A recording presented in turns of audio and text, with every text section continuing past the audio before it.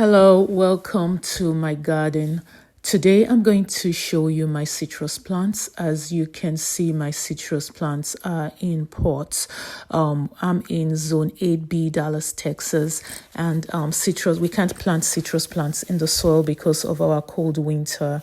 They're going to freeze and die, so they go into the pots. And while being in the pots, you can't just use regular potting soil. You're going to use a mixture called the 5-1-1 mixture. That's going to be 5 parts pine bark nuggets, 1 part potting soil, and 1 part perlite. But I'm going to use a 5-2-2, which is 2 parts potting soil because of our dry weather, and I just wanted to retain a little moisture. So as you can see, I have my pine bark nuggets and also my potting soil, and that's my bag of perlite. And I'm also going to add some fertilizers like the citrus stone, garden lime, and the tritone. And that is my pot that my plant is going to go into. So I start the mixture. I put in the pine bark nuggets. Now I make sure I sieve through it and remove the large ones, just so that I have the finer parts in the soil, and it will give me a finer mixture.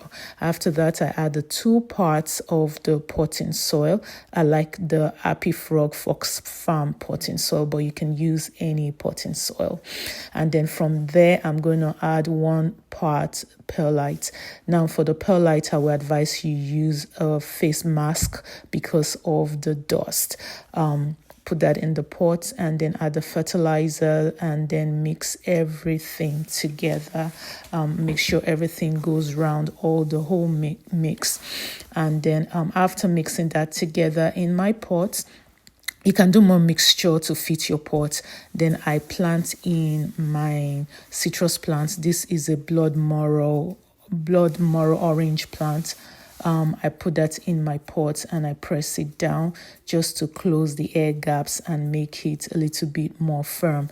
And then I water it in. The water helps to close the air gaps in the soil.